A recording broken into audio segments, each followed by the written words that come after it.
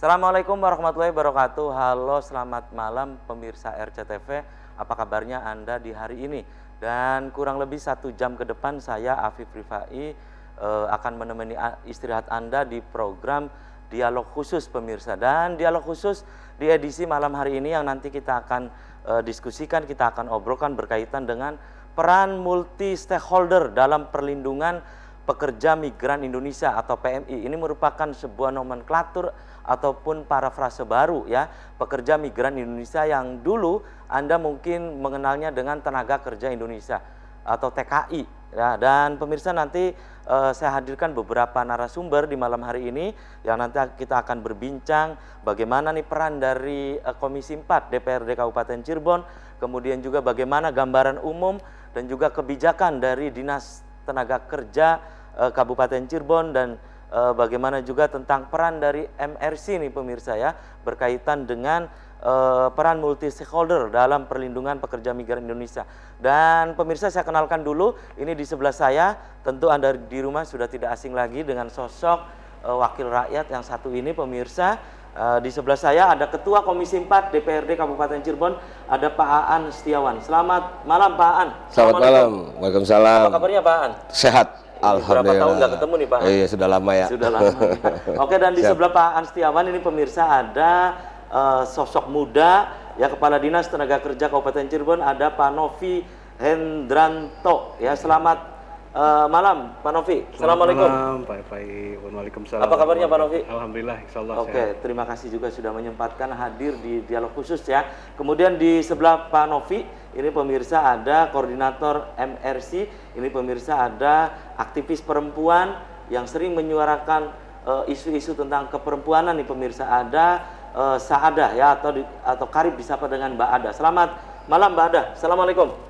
Apa kabarnya Mbak Ada? Alhamdulillah sehat. Oke, terima kasih ya. Sebelum nanti saya ke Pak Aan maupun ke Mbak Ada, berikut pemirsa ada gambaran umum atau gambaran umum tentang ketenaga kerjaan, dan juga ini pemirsa tentang regulasi ataupun aturan di Dinas Tenaga Kerja Kabupaten Cirebon. Silakan Pak Novi. Ya, terima kasih Pak Pai. Assalamualaikum warahmatullahi wabarakatuh. Waalaikumsalam. Selamat malam pemirsa, dan syukur alhamdulillah pada malam hari ini kami ditemani oleh Pak Ketua Komisi 4 yang menangani berkaitan dengan kewenangan untuk urusan ketenaga kerjaan, dan rekan kami Bu Saadah di MRC Mawal Balkis, dari Mawal Balkis. Pada malam hari ini mungkin kami menjelaskan sekilas berkaitan dengan kewenangan tenaga kerjaan di Kabupaten Cirebon yang saat ini, bahwa Disnaker memiliki urusan berkaitan dengan kewenangan tenaga kerjaan dan transmigrasi dengan nomenklatur Dinas Tenaga Kerjaan Kabupaten Cirebon. Hal yang menjadi unik ataupun menjadi pelik ketika ketenagakerjaan di kita berkaitan dengan pekerja migran Indonesia, karena ini setiap harinya terus update berkaitan dengan memberikan pelindungan terhadap PMI. Sebagai gambaran bahwa sampai dengan saat ini jumlah pelamar masyarakat di Kabupaten Cirebon untuk minat kepada bekerja di luar negeri sudah di kisaran 8 ribuan Pak. Oh, 8 ribu. Artinya grafik ini sudah hampir akan menyamai dengan animo masyarakat ketika di tahun 2019 Pak. Sebelum pandemi, alhamdulillah. Dan 2020, 2021 itu masa pandemi. Ini yang terdaftar di Dinas Tenaga Kerja ya? Di sistem Sisko TKLN kita yang memiliki di Kemenaker atau BP2MI yang sudah daftar ke kita. Artinya animo masyarakat untuk berangkat ke luar negeri ini masih menjadi asli masih menjadi hal yang diminati oleh masyarakat. Sebagai pemberitahuan juga bahwa Kabupaten Cirebon ini jumlah pekerja migrannya terbanyak kedua setelah Indramayu. Se-Indonesia. Sejauh Barat. Untuk sejauh Barat. Jadi apabila melihat hal tersebut, ada beberapa hal yang perlu kita garis bawahi. Artinya peluang kesempatan kerja di Kabupaten Cirebon ini mungkin belum sepenuhnya memberikan wadah tempat bagi masyarakat Kabupaten Cirebon. Meskipun dengan indeks tingkat pengangguran terbuka di kita ada di kisaran 8,5 Pak, sudah turun 5% dari 10 ya? 2020 sebelumnya pengangguran udah turun nih, Pak Novi? sudah turun Pak. Artinya peluang kerja di Kabupaten Cirebon ini sudah lumayan meningkat. Searah dengan tujuan dan range studi kita bahwa arahnya yang sudah ditetapkan dalam RPJMD yaitu goalnya adalah mengurangi kemiskinan dan meningkatkan peluang kerja untuk masyarakat Kabupaten Cirebon dengan tujuan yaitu untuk menciptakan tenaga kerja yang kompeten, produktif, dan berdaya saing sesuai dengan perkembangan pasar kerja yang ada di Kabupaten Cirebon khususnya. Dan untuk kedepannya kami selalu berkoordinasi dengan beberapa multi stakeholder dan alhamdulillah dengan MRC ini sudah terjalin untuk layanan di kita di LTSA terutama dari segi administratifnya itu ada di LTSA dan segi hal-hal yang berkaitan dengan psikologisnya kita dibantu alhamdulillah oleh MRC kepanjangan tangan dari ILO ya Bu Saadah untuk memberikan pendampingan terhadap PMI di Kabupaten Cirebon. Mungkin secara garis besarnya seperti itu yang bisa kami sampaikan. Baik, dan saya ke Mbak Ada nih. Mbak Ada, ini tentang MRC ya. Apa itu MRC itu? Baik, Mas Afif. Kemudian bagaimana kronologi terbentuknya MRC di Kabupaten Cirebon? Silakan Mbak Ada. Oke. Untuk masyarakat pemirsa CTV. Jadi MRC itu sebenarnya dibentuk karena sebagai harapan untuk perwujudan implementasi dari Undang-Undang 18 untuk mewujudkan pekerja migran yang aman dan adil, gitu ya. Aman dari tindak-tindak praktek buruk seperti misalnya kekerasan baik itu psikis, seksual, atau secara ekonomi itu kan masih banyak pekerja migran kita yang bermasalah untuk gaji yang tidak terbayarkan misalnya ya. Kemudian yang adil, di mana kita berharap pekerja migran perempuan dan laki-laki itu mendapatkan akses yang sama begitu, baik untuk segala akses layanan. Karena faktanya kan sebagian besar pekerja migran perempuan ya Pak Kadis ya. Cuma dari fakta yang ada di lapangan, kebutuhan pekerja migran perempuan itu kan berbeda dengan pekerja migran yang laki-laki. Nah, MRC itu dibentuk oleh lembaga yang ada di PBB, dalam hal ini ILO. Memang pilot projectnya masih baru di 4 wilayah, Lampung Timur, Kabupaten Cirebon, Tulungagung, dan Blitar. Nah, itu selain itu kan sebenarnya berintegrasi dengan yang sudah dimiliki oleh Dinas Ketenagakerjaan ya, LTSA, layanan terpadu satu atap. Cuma kalau LTSA itu lebih ke layanan administratif, tadi sudah disebut sama Pak Kadis.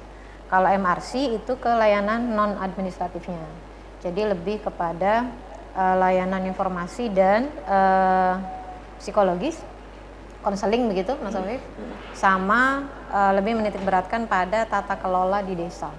Karena kita melihat bahwa peran desa, pemerintah desa dalam hal ini itu sangat penting, sehingga penguatan di tingkat pemerintah desa atau di desa itu sangat dibutuhkan. Nah, MRC ada di situ gitu.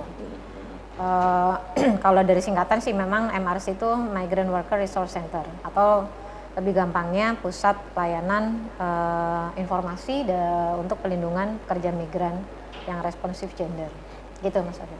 Oke, dan itu juga tentunya memiliki maksud dan tujuan ya. Betul. Ya, maksud dan tujuannya kalau di Kabupaten Cirebon untuk apa gitu Mbak Ada? Ya karena tadi disampaikan angka pekerja migran di wilayah Kabupaten Cirebon sudah sampai di angka 8.000. Nah itu biasanya belum selesai ya Pak Kadis, ya masih nambah lagi gitu. Itu pun karena baru dibuka setelah pandemi kan ya. Biasanya sih ada di angka 9.000 sampai 10.000 kalau di Kabupaten Cirebon. Nah, karena tingginya angka pekerja migran yang ada di wilayah Kabupaten Cirebon, maka otomatis pelindungan yang harus diberikan juga harus lebih intens lagi dan terintegrasi serta responsif gender.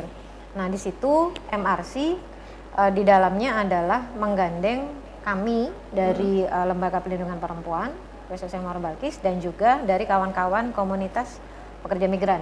SBMI di situ ada Serikat Buruh Migran Indonesia, sehingga kalau dari pekerja migrannya itu ikut terlibat langsung, harapannya kan mereka lebih memahami persoalan-persoalan yang selama ini dihadapi oleh para pekerja migran, sehingga nanti bisa lebih tepat lagi apa langkah-langkah yang harus dilakukan untuk mengantisipasi persoalan-persoalan yang ada. Baik, oke, tahan dulu ya Pak Novi dan juga Mbak Ada. Dan pemirsa, di sepanjang acara ini saya mengundang Anda, silahkan Anda bisa bergabung.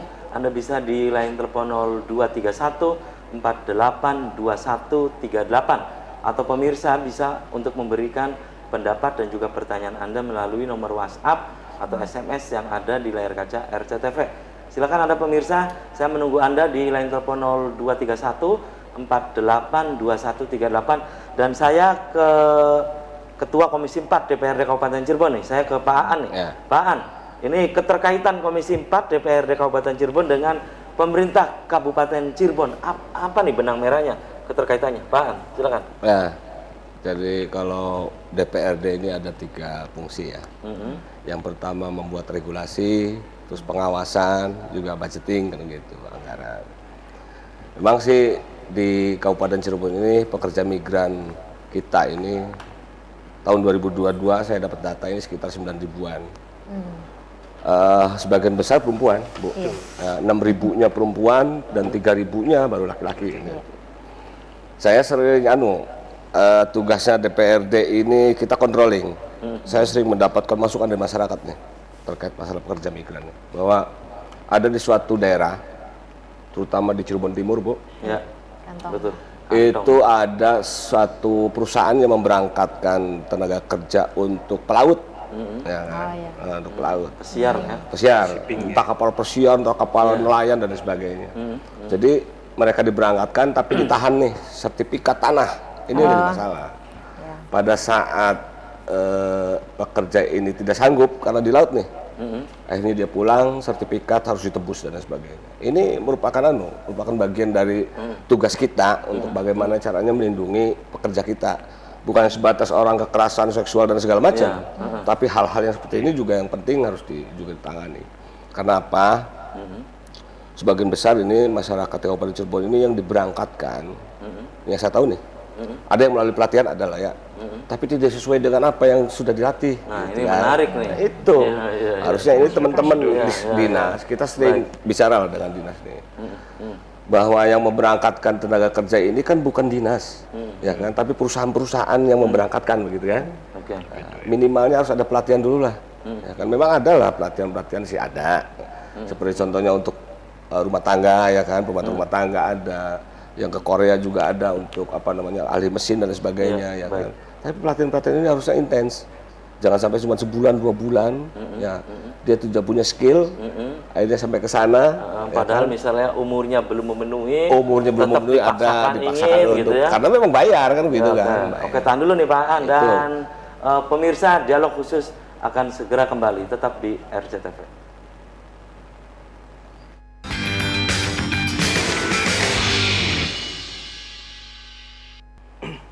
Ya, dialog khusus masih di hadapan Anda pemirsa. Dan di segmen ini saya sudah membuka Anda. Silakan Anda yang ingin bergabung, Anda bisa di line telepon 0231 482138. Silakan Anda pemirsa, saya sudah mengundang Anda ya. Anda bisa untuk menanyakan atau Anda bisa untuk mengomentari apa yang tadi disampaikan oleh narasumber di malam hari ini. Saya kembali ke Pak Aan nih, Pak Aan. Bagaimana pandangan legislatif atau Komisi 4 DPRD Kabupaten Cirebon terkait, ada pemirsa dulu yang bergabung, Pak Aan, Pak Novi dan Bu Ada ya. Saya sapa dulu. Halo. Assalamualaikum. Dialog khusus. Halo. Suaranya kecil. Tagihanan tuh nggak di aplikasi Dana Rupiah dikarenakan telah udah dijelasin. Dengan siapa di mana? Halo, terputus ya.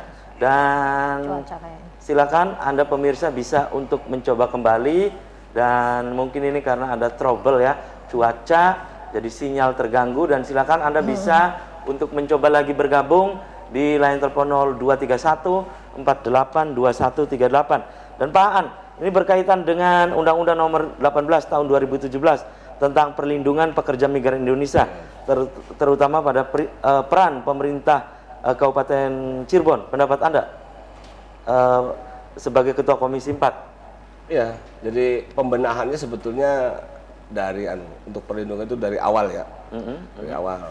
Karena apa, saya telusuri banyak warga masyarakat kita yang sudah bayar untuk berangkat, tapi dengan alasan-alasan adalah bukan semua, tapi tidak. Tapi sebagian kecil ada juga perusahaan yang nakal.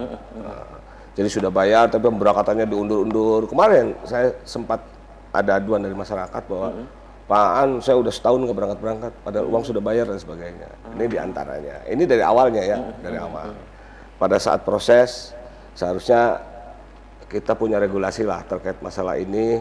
Perusahaan-perusahaan mana sih yang memberangkatkan tenaga kerja kita yang keluar negeri kan begitu kan?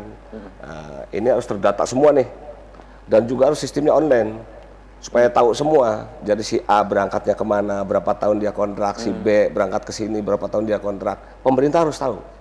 Jangan saya mah sebatas perusahaan aja yang tahu. Pada saat ada kejadian, ya kan, kejadian yang merugikan migran kita nih, tentunya pemerintah juga ikut ambil bagian untuk pengamanan, termasuk juga teman-teman MRC kan begitu kan.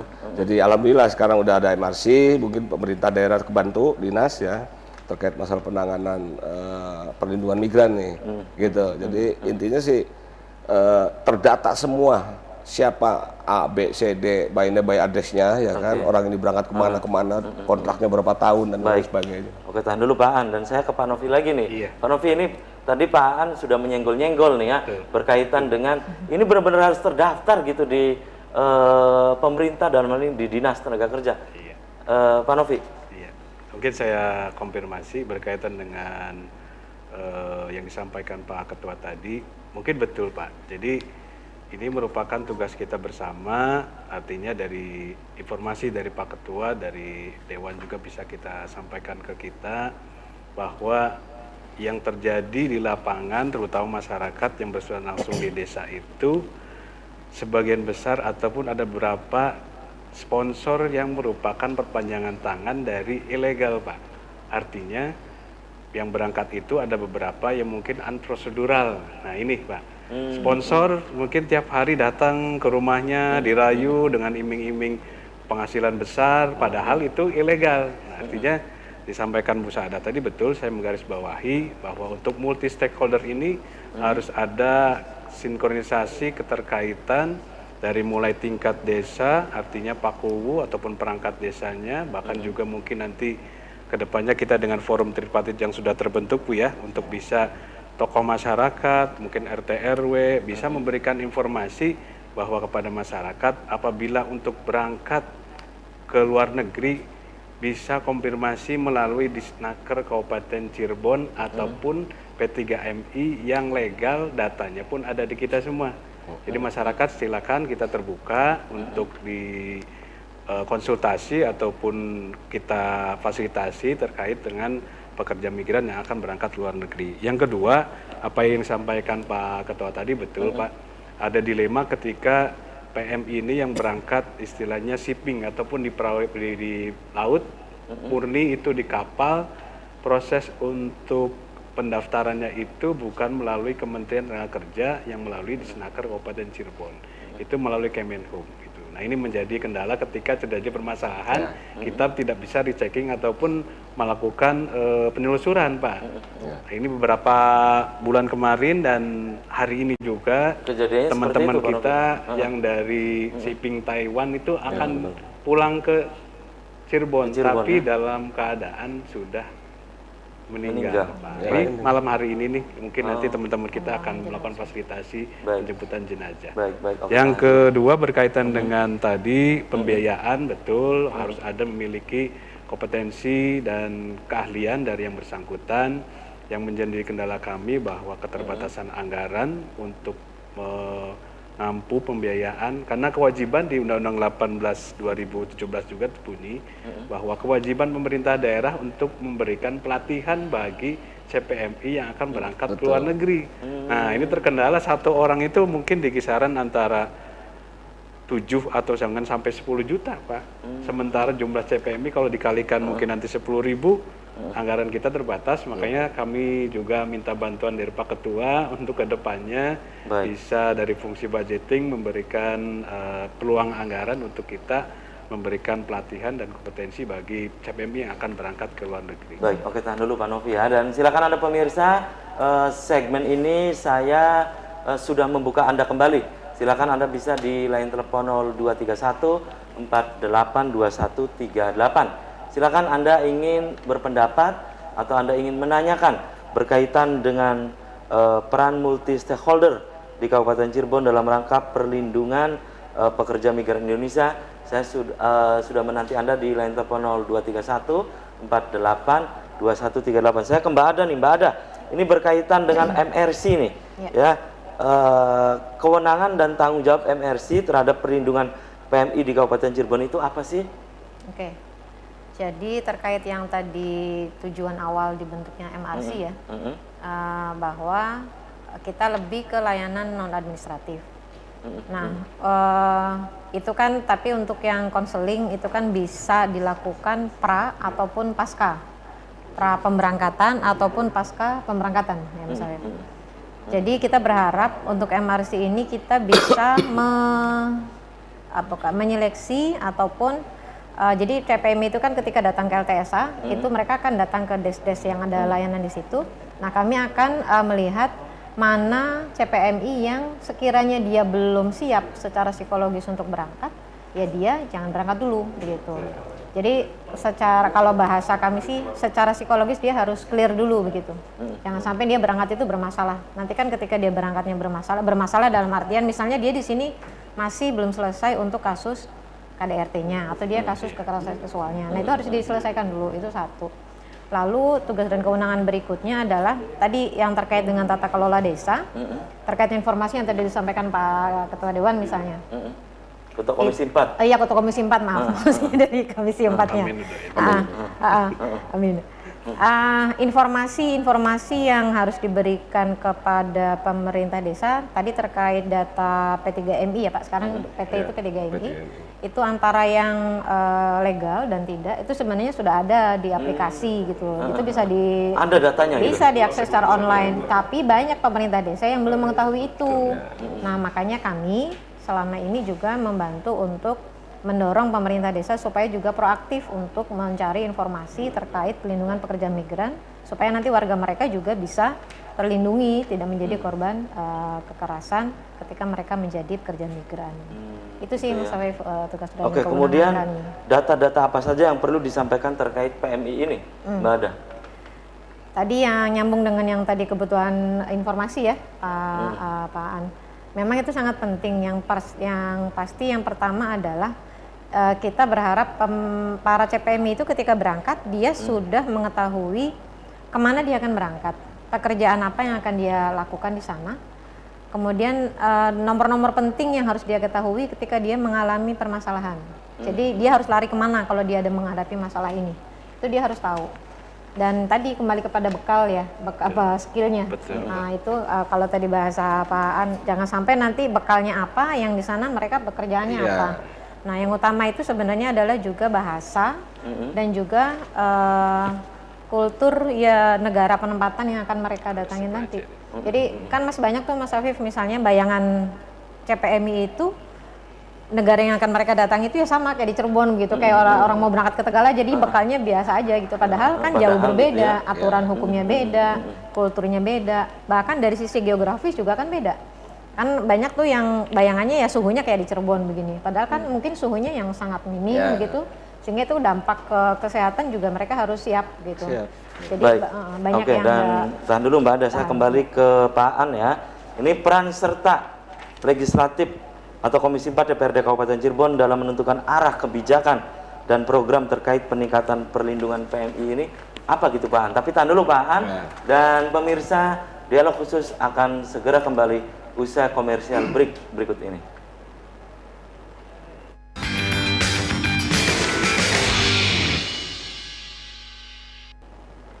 Ya, terima kasih Anda masih di dialog khusus dan pemirsa di segmen ini saya hadirkan ada Kasat Reskrim Polresta Cirebon, ada Komisaris Polisi Anton SH SIK MH. Selamat malam Pak Anton. Selamat Apa malam. kabarnya Mas? Pak Anton? Alhamdulillah baik. Oke, terima kasih nih sudah menyempatkan hadir juga di dialog khusus, dan saya masih ke Pak Aan tadi ya, terputus oleh jeda iklan.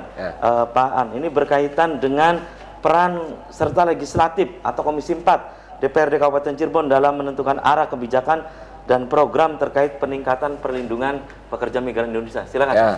Kalau secara legislasi kita sudah buat peraturan daerah terkait masalah ketenagakerjaan, ya. Ada perlindungan-perlindungan apa yang harus dilakukan oleh pemerintah dan sebagainya.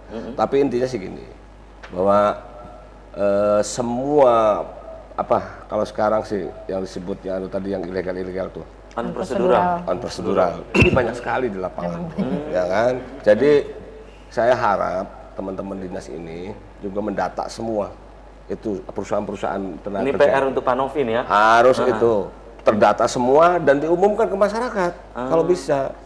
Diumumkan ke masyarakat nih loh perusahaannya resmi ini. Ya kan? Jangan sampai orang Jadi selama ini belum tidak diumumkan atau saya bagaimana? pikir sih mungkin dari hanya sebatas lisan ya, tapi minimalnya ke desa-desa masuk ini perusahaan-perusahaan tenaga kerja Indonesia yang resmi, ya kan. Ini Dan loh ini namanya si A, si B, jika si C. perusahaan ini datang ke desa-desa ini harus diwaspadai, Harus diwaspadai, misalnya. kan begitu kan harus itu. Jadi saya pikir seperti itulah. Juga ini mumpung ada Bapak Kompol juga nih, ya kan. Banyak hal-hal yang menyimpang di bawah nih yang harus dibenahi bersama Pak Kompol. Karena kita juga dapat laporan kemarin dari Losari ya. Ada itu pekerja tadi yang shipping ya. Pas balik lagi karena dia nggak mampu shipping di laut ya kan. Akhirnya dia pulang tapi sertifikat ditahan harus ditebus sampai 200 juta. Bayangin aja. Ini hampir banyak itu puluhan itu yang seperti itu. Nah, ini yang harus ditindak oleh teman-teman penegak hukum lah. Kesana kita bisa kerjasama. Jadi legislasi apa sih sudah ada gitu ya? Sudah ada aturan regulasi udah baik lah. Kalau regulasi sudah bagus lah di Kabupaten Cirebon itu. Baik. Dan silakan Anda pemirsa, segmen ini saya sudah membuka Anda. Silakan Anda yang ingin berinteraktif langsung, saya mengundang Anda di 0231 48 21 38. Silakan Anda pemirsa bisa memberikan pendapat, kemudian juga pertanyaan berkaitan dengan peran multi stakeholder dalam perlindungan pekerja migran Indonesia. Dan saya ke Pak Anton nih, Pak Anton. Ya, baik, ini Mas. pada instansi kepolisian yang menangani pekerja migran Indonesia itu di unit bagian apa gitu Pak? Kalau kita di kepolisian, ya khususnya di Polresta Cirebon, kita ada beberapa unit memang yang memang concern terkait masalah PMI ini. Pertama kita ada unit perlindungan perempuan dan anak, dan kita juga ada unit tindak pidana tertentu. Nah, dua unit inilah yang kita sehari-hari memang menangani pengaduan-pengaduan maupun terkait masalah pidana migran, mereka yang melakukan penyelidikan dan penyidikan. Dan memang saat ini kita ada beberapa kasus yang kita tangani terkait masalah migran ini, baik yang mungkin prosedural tadi Bu, terus ada juga mungkin yang penipuan, dan ada juga yang memberangkatkan anak-anak di bawah umur dengan manipulasi. Oke, Jadi kemudian demikian, apa perbedaan trafficking perdagangan orang dengan permasalahan PMI yang unprocedural gitu? Ya jadi gini Mas, kalau kita mengacu memang kepada undang-undang tindak pidana perdagangan orang, ini banyak sekali. Ini memang terminologi yang memang harus kita pahami. Yang mungkin kalau bukan orang hukum tidak akan paham Bu ya, tapi memang nggak apa-apa di sini kita akan bicara secara global saja, bahwa memang beberapa tadi yang Mas katakan itu, ini beberapa memang tindak pidana yang satu kesatuan Mas, di dalam undang-undang itu, ya yang memang mereka memberangkatkan, misalnya yang mereka menampung, yang mereka melakukan istilahnya turut serta, ya kan ini semua di undang-undang itu semua diatur. Ya, jadi memang ada aturan-aturan dalam arti kita mungkin bicara legalitas ya, bahwa memang di undang-undang itu disebutkan orang-orang yang terlibat dengan yang tadi saya sampaikan itu bisa dijadikan tersangka jika memang mereka misalnya nih melakukan pemberangkatan tetapi ternyata mereka tidak memiliki izin misalnya, atau mungkin mereka melakukan manipulasi data, atau mungkin mereka memberangkatkan ke negara yang mungkin masih moratorium untuk istilahnya dikirim tenaga kerja. Dan mungkin juga ada beberapa tindak pidana yang terkait Mas, tidak dilarikan kepada undang-undang TPPO tapi dilarikan kepada tindak pidana di KUHP.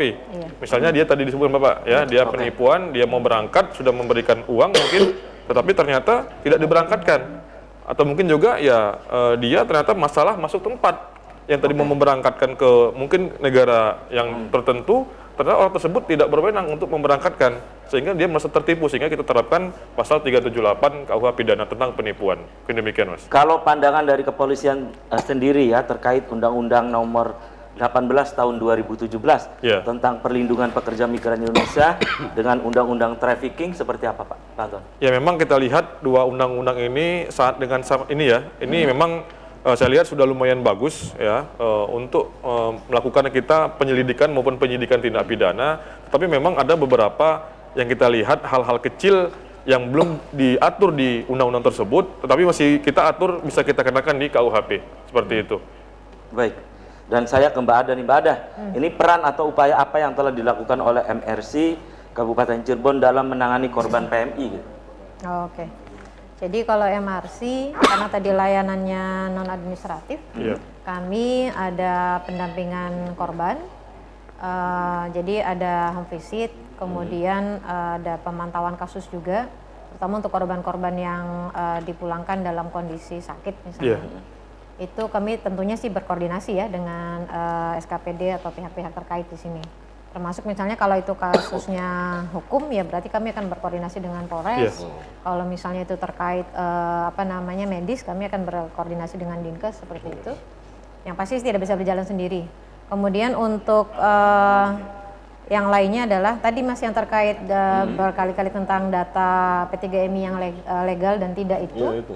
Sebenarnya karena status perusahaan P3MI itu kadang-kadang ada yang bulan ini dia tidak legal begitu Pak An. Nah mungkin ada persyaratan yang dia tidak terpenuhi. Itu sebenarnya secara di online itu bisa didetek.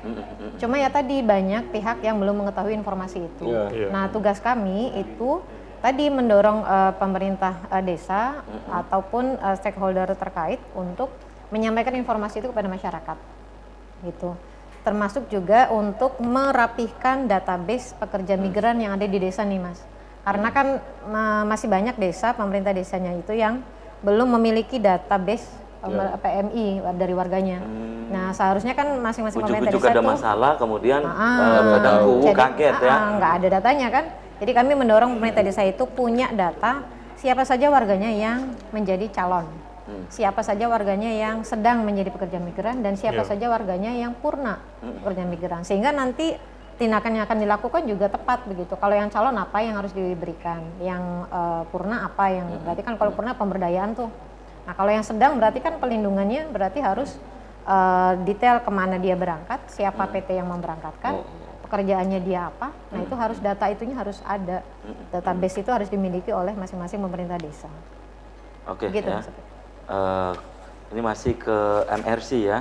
Ini berkaitan dengan program MRC Kabupaten Cirebon dalam rangka peningkatan perlindungan PMI dan apakah sudah sinergi dengan Dinas Ketenagakerjaan, Mbak Ada?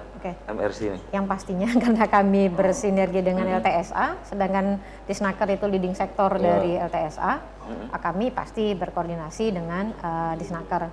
Sekarang itu kami ada des sudah tergabung di dalam LTSA, layanan terpadu suatu atap. Kalau pemirsa CTV ke Kerucuk itu ada gedung LTSA dan kami sudah ada di dalam situ. Ada des-desnya, selain ada Disduk Capil, ada Disnaker, ada Dinkes, ada Polres juga di sana. Meskipun Polres baru sebatas ini ya Pak untuk persyaratan administratifnya gitu. Kalau untuk layanan bantuan hukumnya kan langsung ke kantor ya Pak ya, ke Polresnya. Nah kami ada di situ gitu, jadi kami juga ikut membantu memberikan konseling informasi kepada para CPMI, memberikan gambaran singkat apa saja sih yang harus dilakukan supaya mereka bisa migrasinya itu aman begitu, tidak sampai jadi korban. Oke, gitu, tahan dulu Mbak Ada, Pak Anton dan juga Pak Aan, dan pemirsa dialog khusus akan segera kembali usai pariwara berikut ini.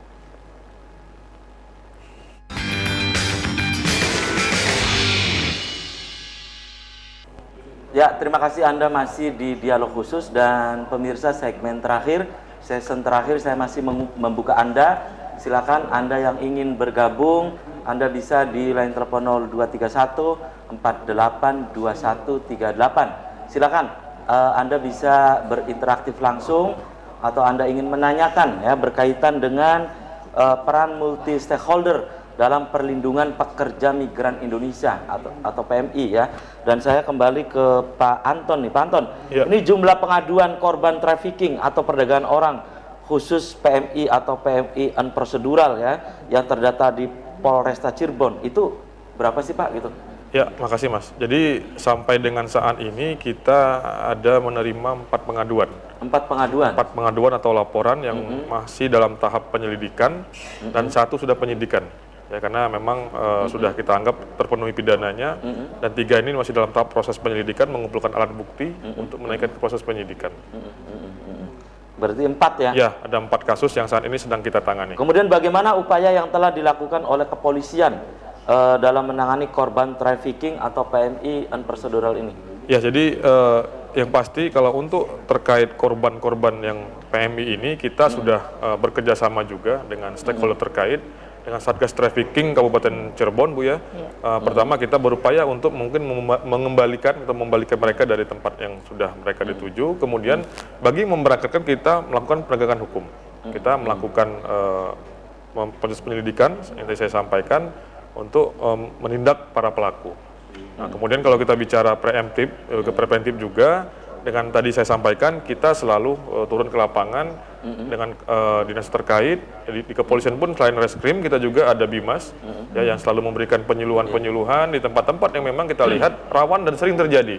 Ya, yang masalah PMI prosedural ini kita memberikan wawasan aturan-aturan yang terkait sehingga diharapkan masyarakat mengerti apa yang memang yang sebenarnya harus mereka lakukan jika menghadapi seperti itu. Kemudian langkah-langkah apa saja yang sudah ditempuh dalam rangka pencegahan atau meminimalisir korban trafficking atau PMI unprocedural ini di Kabupaten Cirebon, Pak? Ya, kalau untuk langkah-langkah tadi saya sampaikan, kita bekerja sama dengan stakeholder terkait, ya, kemudian kita melibatkan fungsi bimas juga, ya, untuk turun ke lapangan, kita penyuluhan ke sekolah-sekolah, ke desa-desa yang kita sering menerima pengaduan, laporan, kemudian kita memberikan wawasan, memberikan sosialisasi, memberikan aturan-aturan, regulasi-regulasi yang memang harus mereka tahu.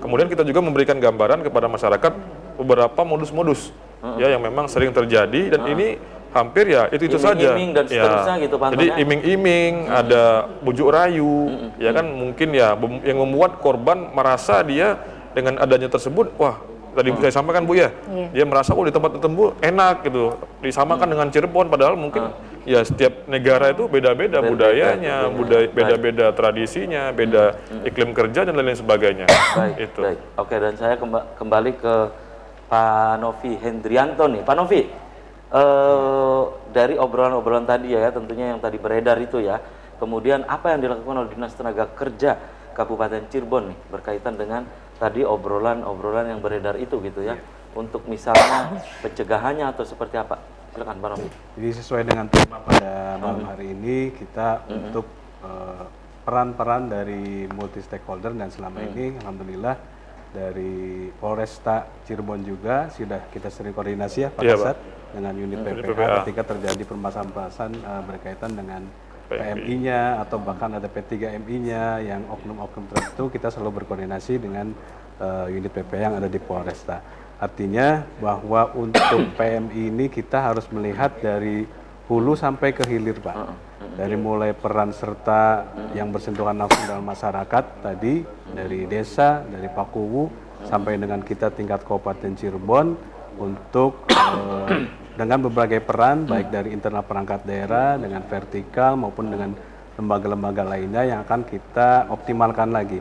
Alhamdulillah beberapa bulan kemarin dari Kemenaker, Kemenlu, bahkan BP2MI dan alhamdulillah juga dari Polresta juga hadir.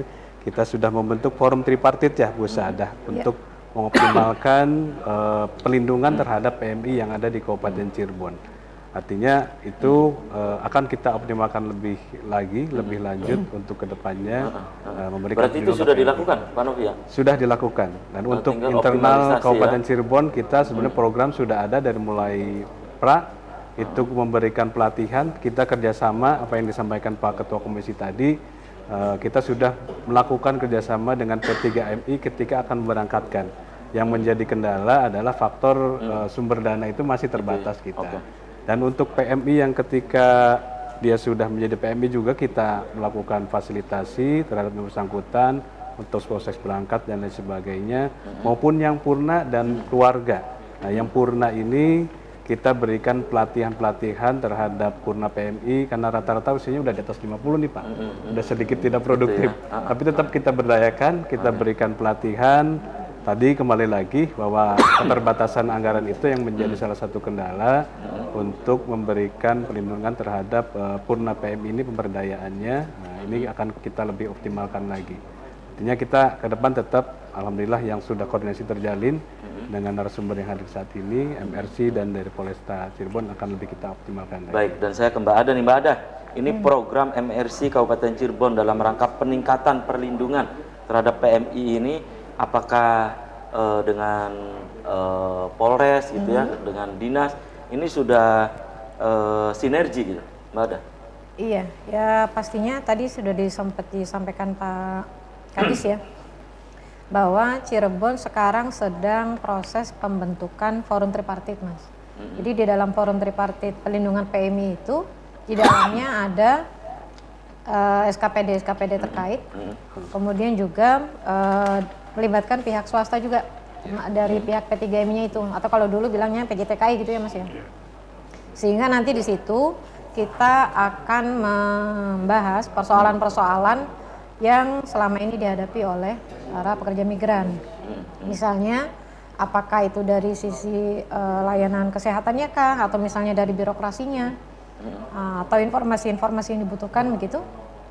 Sehingga nanti di dalam forum tripartit itu bisa mencari solusi bersama untuk pelindungan pekerja migran tadi.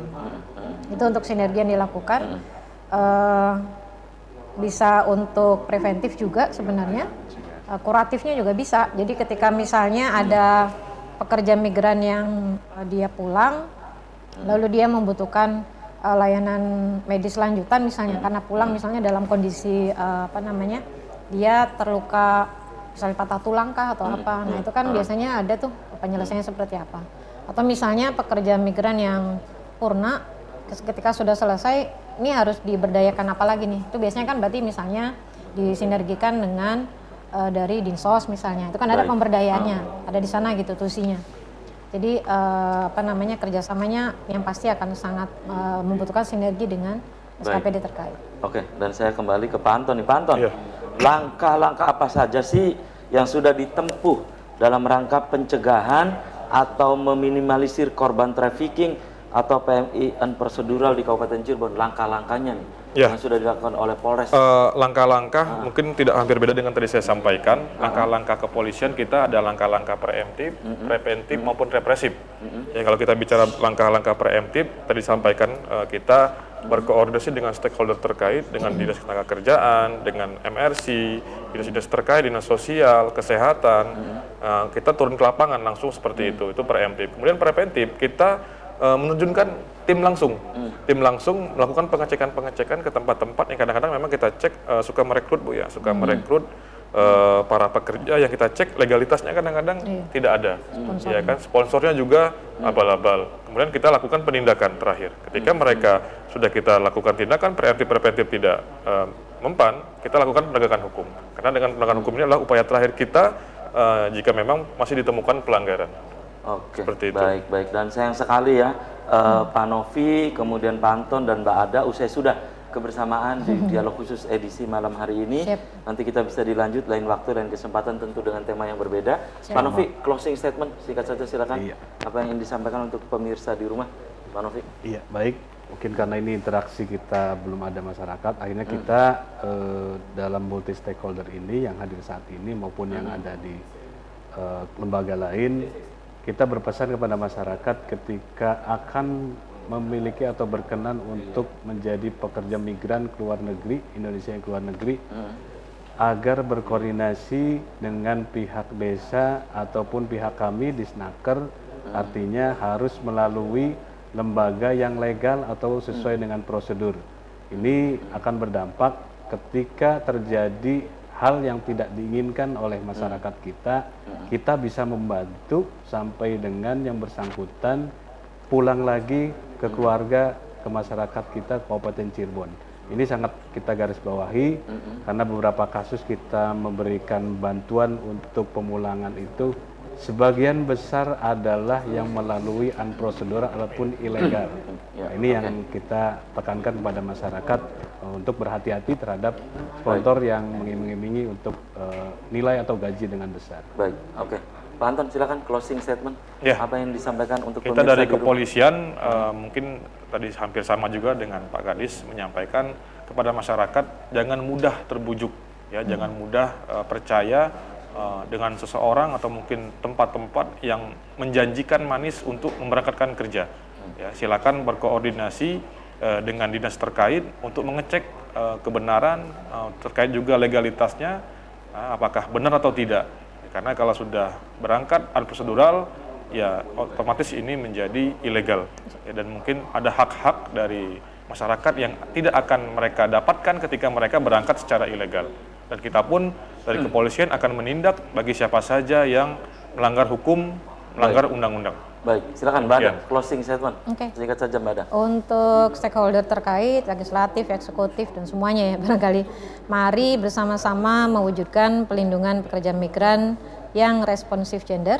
Untuk masyarakat mungkin saya ingin menyampaikan mari mewujudkan PMI berdaya. Rencanakan keberangkatan menjadi pekerja migran secara matang sehingga pulang itu bisa menjadi PMI berdaya. Oke, terima kasih nih Mbak Ada, Pak Anton, Pak Novi sudah menyempatkan hadir di dialog khusus. Dan pemirsa, demikian dialog khusus edisi malam hari ini, semoga bermanfaat. Terima kasih atas perhatian dan kebersamaan Anda. Akhirnya saya, Afif Rifai, dan kerabat kerja di malam hari ini harus pamit undur diri. Sampai jumpa lagi besok. Wassalamualaikum warahmatullahi wabarakatuh. Waalaikumsalam.